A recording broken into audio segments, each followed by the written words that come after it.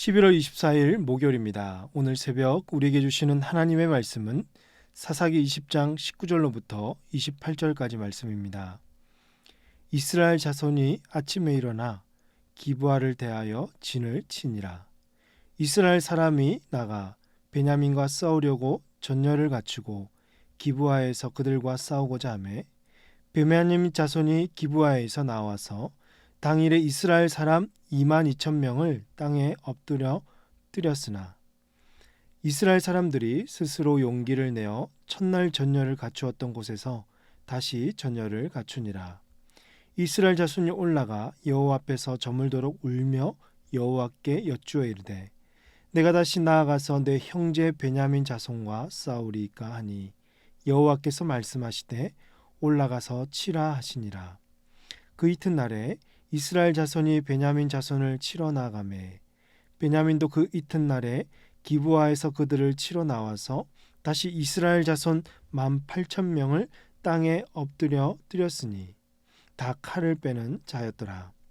이에 온 이스라엘 자손 모든 백성이 올라가 베델에 이르러 울며 거기서 여호와 앞에 앉아서 그날이 저물도록 금식하고 번제와 화목제를 여호와 앞에 드리고 이스라엘 자손이 여호와께 물으니라. 그때에는 하나님의 언약궤가 거기 있고 아론의 손자인 엘르아살의 아들 비느하스가 그 앞에 모시고 섰더라.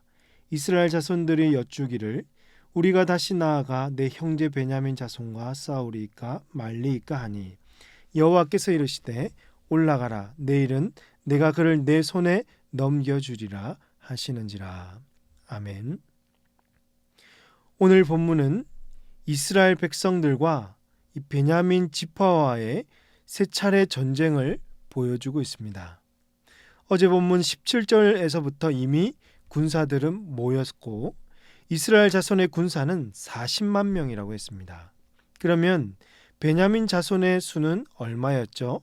칼을 빼는 자가 모두 26,000명, 그 외 기브아 주민 중에 택한 자가 700명이었습니다. 두 그룹을 비교했을 때 사실 베냐민 자손은 상대가 안 되는 게임입니다. 심지어 이스라엘 자손들은 지금 정의감에 여러분 불타올라 있지 않습니까? 뭘 해도 지금 전투력이 극에 달한 상태이죠. 그리고는 이스라엘 백성들이 여호와께 묻습니다. 18절입니다. 우리 중에 누가 먼저 올라가서 베냐민 자손과 싸우리까 하니 여호와께서 말씀하시되 유다가 먼저 갈지니라 하시니라. 얼핏 보면 이스라엘 자손들이 전쟁을 하기 전에 하나님께 뜻을 묻는 것 같지만 사실 이미 스스로 다 결정하고 나서 누가 먼저 올라가면 되냐고 여쭙고 있습니다. 하나님의 뜻을 물었다면 하나님, 베냐민 자손과 전쟁을 먼저 해야 합니까? 라고 묻는 것이 먼저 우선이었을 것입니다. 그런데 이들은요, 누가 먼저 올라가면 되냐고 자기들끼리 전쟁을 다 결정해 놓고 여쭈어 본 것입니다. 그랬더니 여호와께서 유다가 먼저 갈지니라 라고 말씀하셨죠. 백성들은 아마도 기다린 대답이었을 것이에요. 왜냐하면 유다 지파야말로 지파 중에 가장 으뜸되고 군사력이 가장 좋았기 때문입니다. 여러분, 이것은 무엇을 말해주고 있을까요?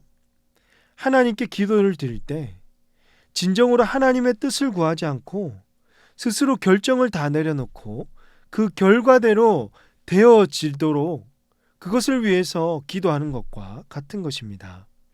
여러분, 우리 안에 기도 제목들이 있지 않습니까? 기도 제목대로 쭉 적어놓고 주님, 이대로 꼭 응답해 주십시오 라고 기도를 하죠. 그런데 여러분, 그 기도 제목 중에는 솔직하게 말해서 나의 욕심도 끼어 있고 하나님이 원하시는 제목이 아닌 것들도 있기 때문이죠. 결국 응답되지 않으면 우리는 실망하고 침묵하시는 하나님께 원망하는 일들이 종종 있는 것입니다. 이스라엘 백성들이 여러분 이런 죄를 범하고 있습니다. 1차 전쟁의 결과는 어떻게 되었습니까? 21절입니다. 베냐민 자손이 기브아에서 나와서 당일에 이스라엘 사람 22,000명을 땅에 엎드려 뜨렸으나 수적으로 열세였던 베냐민 자손이 모두의 예상을 뒤엎고 이스라엘 자손 22,000명을 죽였습니다. 이 결과만 놓고 봐도 이 전쟁은 하나님이 원하시는 뜻이 아니었던 것입니다. 이스라엘은 다시 전열을 갖추었습니다. 그리고 2차 전쟁을 준비합니다. 23절에서 이스라엘 자손이 올라가 여호와 앞에서 저물도록 울며 여호와께 여쭈어 이르되 내가 다시 나아가서 내 형제 베냐민 자손과 싸우리까 하니 여호와께서 말씀하시되 올라가서 치라 하시니라 라고 했습니다. 여러분, 여기서 이스라엘 자손이 밤새도록 울었다고 합니다. 이 울음은요, 회개의 눈물이 아닙니다. 이 울음은요, 예상치 못한 결과를 주신 하나님께 대한 원망의 눈물입니다. 그래서 하나님께 묻기를 여호와여, 우리가 한 번 패했는데 다시 올라가서 베냐민을 쳐야 합니까? 라고 했고, 하나님은 올라가서 치라라고 했습니다. 이 전쟁의 결과는 또 어떻게 되었죠? 25절입니다. 베냐민도 그 이튿날에 기브아에서 그들을 치러 나와서 다시 이스라엘 자손 18,000명을 땅에 엎드려 뜨렸으니 다 칼을 빼는 자였더라. 즉 18,000명의 이스라엘 자손이 죽었던 것이죠.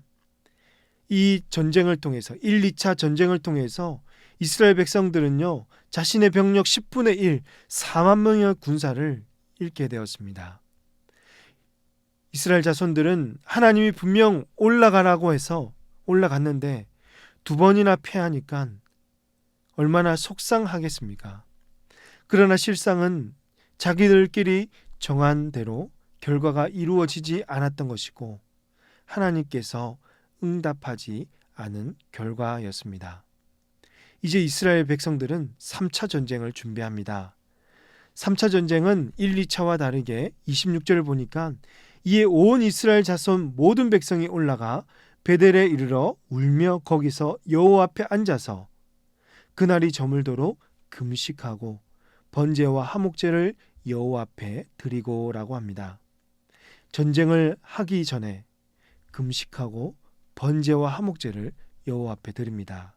그리고 아론의 손자 엘르아살의 아들 비느하스가 언약궤를 모시고 즉 하나님을 앞장 세웠더니 28절 계속 보시면 여호와께서 이르시되 올라가라 내일은 내가 그를 내 손에 넘겨주리라 하시는지라. 이제서야 하나님께서 이스라엘에게 승리를 보장해 주시는 것입니다.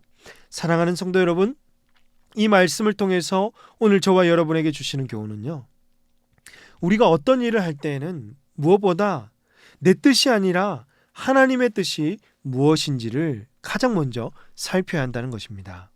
우리는 이 땅에 사는 동안 자주 우리 스스로 삶을 개척해 보려고 많이 시도합니다. 우리는 하나님 없이 무언가를 해보려고 하고 또 이미 자기 안에 결정을 다 해놓고 그것이 마치 하나님의 뜻인 것처럼 이루어 달라고 기도를 하고 있지만 결국 하나님은 응답하지 않으십니다. 왜냐하면 하나님의 뜻이 아니기 때문이죠.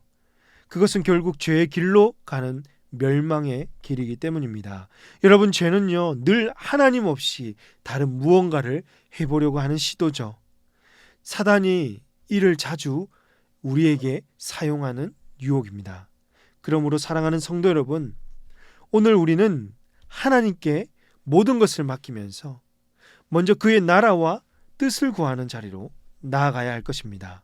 무슨 일을 하든지 하나님을 전적으로 의지하고 모든 것을 하나님의 뜻을 구하시기 바랍니다. 그리할 때 저희들을 통하여서 이 땅에 하나님의 뜻이 이루어지며 하나님의 나라가 세워져 가게 될 줄로 사랑하는 성도 여러분 믿으시기를 바랍니다. 기도하시겠습니다. 하나님 아버지, 이 새벽에도 말씀 듣게 하시고 기도하게 하시니 감사합니다. 오늘 주신 말씀처럼 나의 뜻과 결정을 다 이미 세워놓고 하나님 앞에 구하기보다는 하나님의 뜻을 구하고 그 말씀에 의지하여 정말 주님의 뜻을 이루어 나갈 수 있는 저희들 되게 하여 주시옵소서. 이 땅 가운데 하나님의 뜻이 이루어져 하나님의 나라가 우리를 통해서 세워지는 은혜가 있게 하여 주시옵소서. 이 모든 말씀을 우리 구주 예수님의 이름으로 기도하옵나이다. 아멘. 오늘 말씀을 기억하시며 기도하시고 주간 기도 제목에 따라서 교육과 훈련을 위해서 기도하겠습니다. 모든 훈련을 통해서 훈련생들이 예수님 닮은 온전한 제자들이 되게 하시고 변화와 성숙을 이루도록 우리 자녀들이 신앙으로 성장하며 건강하게 자랄 수 있도록 담임 목사님과 강단위에서는 모든 말씀 사역자들을 위해서 시간 합심해서 기도하시기 바랍니다. 기도합니다.